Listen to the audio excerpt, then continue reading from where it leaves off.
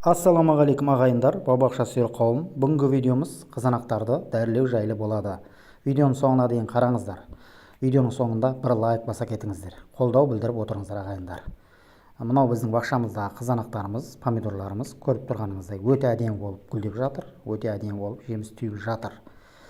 Енді бұл қызанақтардың басты проблемасы осындай жеміс түйгеннен кейін қарайып шіріп ағып кетіп жатады.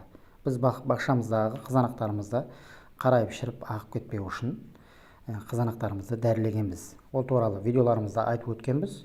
Сол видеоларымызда комментарияға сұрақтар қойып кеткен екен көпшілік. Немен дәріледіңіз, қалай дәріледіңіз, анықтап көрсетсеңіз деген сұрақтар қойған екен. Соған байланысты видеоны салып жатырмыз. Енді қысқаша айта кететін болсақ, қызанақтар гүлдеп тұрған кезде оның гүліне әртүрлі зиянкестер қонып, өздерінің жұмыртқаларын, личинкаларын салып кетеді.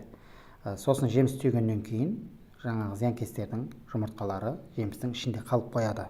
Осындай болып жеміс үлкейгеннен кейін жаңағы личинкаларда үлкейіп, құртқа айналып, жемістердің ішін жеп, соңында шіріп, ағып кетіп, жарамсыз болып қалуына алып келеді. Сол жемістеріміздің жарамсыз болып қалмауының алдын алу үшін біз қызанақтарымызды дәрілеуіміз керек.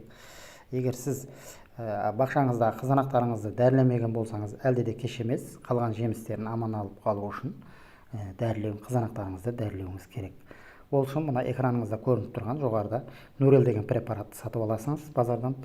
Осының 2 грамм тартып алып, 1,5-2 литр суға араластырып, қызанақтарымызға шама келгенше гүлдеріне жақсылап қалдырмай шашып шығуымыз керек.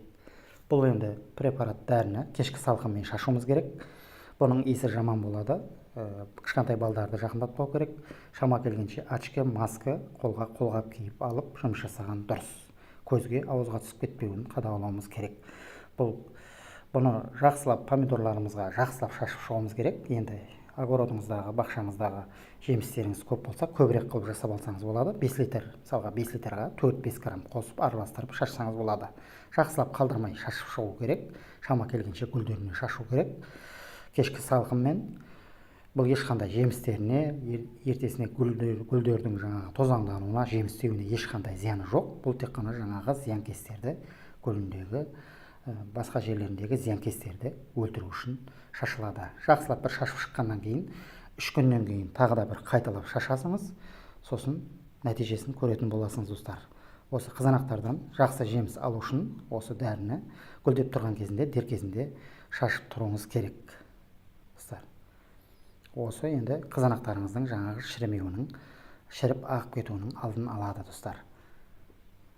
Видеоны бір лайк баса кетіңіздер, каналға жазылыңыздар, тіркеліңіздер достар, қолдау білдіріп отырыңыздар ағайындар. Аман сау болыңыздар.